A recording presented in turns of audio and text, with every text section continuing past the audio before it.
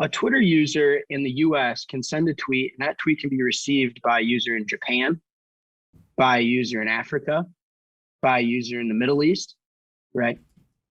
Now, what if that user in Japan wanted to tip you, Pomp, for this amazing show and your amazing tweets, and you had your Venmo account linked? Out of luck, out of luck. And so what the internet did for communication is, before, if you wanted to send a message to someone in Japan a long time ago, you would write it on a thinly sliced piece of wood and you'd send a fucking pigeon to go fly it across and hope that they delivered, the pigeon spits your note out to whoever you want to read it. You're like, hey, what are you doing for dinner? And a pigeon spit is all over the message that you tried to send. Now you can send a tweet. What the internet did to communication is it gave the world a singular global protocol. So whether you want to ask a friend what they're doing for dinner, whether you want to Google the best restaurant in town, whether you want to buy tickets to the Bear game, all of those communication efforts are all just an internet request, an HTTPS TCP/IP request. The internet is one singular protocol for communication. So now you can use that protocol to send a message, again, to a user in Japan, to a user in Saudi Arabia, to a user in South Africa. It all works globally. Now let's revisit money today. Today, money is still in pigeon land.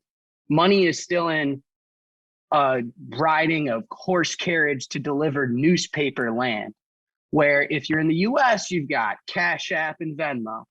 Western Union is for remittance. But if you go to Starbucks, do you use Western Union? No, you use your Visa card. But if you're online and you buy some merchandise, you use Stripe. They're independent, bifurcated, closed networks to accomplish monetary settlement. What Bitcoin and the Lightning Network does is it gives the world a global singular protocol for monetary settlement, in the same way that the internet is a global singular protocol for communications. Okay. And so now all of a sudden, Pomp, if your Venmo account is linked to your Twitter account, can someone from Japan tip you a penny? No.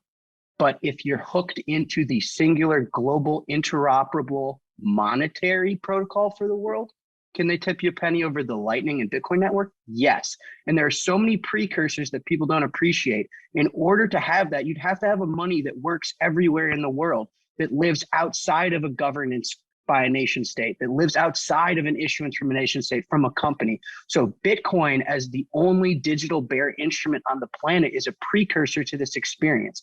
And then on top of that, you need a protocol that can allow it to achieve instant physical bear instrument settlement and free physical bear instrument settlement. And that's the Lightning Network. And combined, what the internet did for communication, Bitcoin and the Lightning Network is doing for money. And you violently see that with Twitter. My phone won't stop fucking going off. Hey, thanks from Japan. Hey, thanks from Saudi Arabia. No other monetary network, PayPal, Venmo, Cash App, Chime, can do that except this one.